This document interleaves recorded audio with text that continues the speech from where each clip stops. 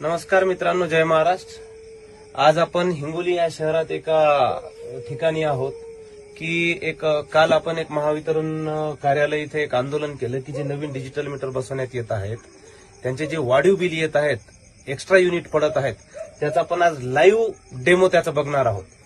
हा एक मीटर मित्रांनो तुम्ही इथे बघू शकता, एक जुना मीटर आहे, जीनियस कंपनीचा मीटर आहे। कंझ्युमरचं असं म्हणणं आहे की हे मीटर जोपर्यंत होते तोपर्यंत वाढीव वीज बिल येत नव्हतं। हा टेप लावण्याचं कारण हे आहे की जे कंझ्युमर आहेत, कस्टमर आहेत, त्यांची आपण म्हणजे त्यांना सेफ ठेवलेलं आहे सुरक्षेच्या कारणासाठी। आणि हे जे आहे किंबल कंपनीचं नवीन डिजिटल मीटर की ज्याच्याबद्दल लोक तक्रारी करत आहेत। हा जो वायर दिसतो मित्रांनो, हा सरळ महावितरणच्या पोलवरून डायरेक्ट आलेला कनेक्शन आहे या मीटरमध्ये।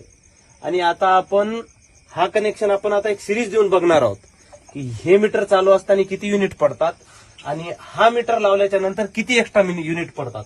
तर आपल्याला ते मित्रांनो बघायचं आहे। आपण कनेक्शन देऊया।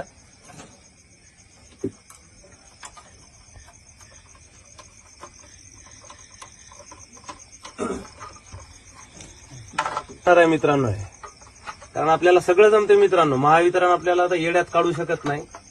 महावितरणचा आता खेळ संपलेला आहे, यांच्या भ्रष्ट अधिकाऱ्यांचा, यांच्या भ्रष्ट हे बोगस कंपन्यांचा।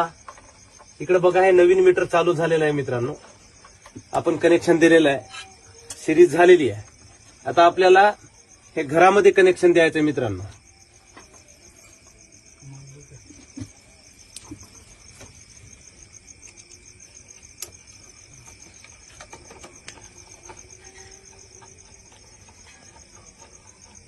रिस्की आहे, शॉक लागण्याची शक्यता आहे, पण सामान्य नागरिकांसाठी, सामान्य जनतेसाठी एवढी रिस्क आपल्याला घ्यावी लागेल मित्रांनो, कारण या महावितरणने एवढा भोंगळ कारभार केलेला आहे।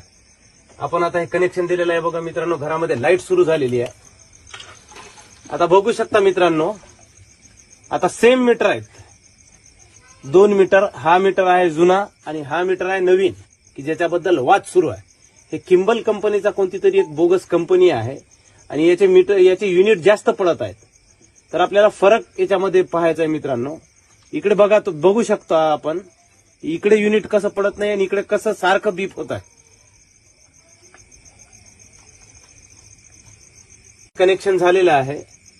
या जुन्या मीटरचे पल्स बघा आणि या नवीन मीटरचे पल्स बघा मित्रांनो।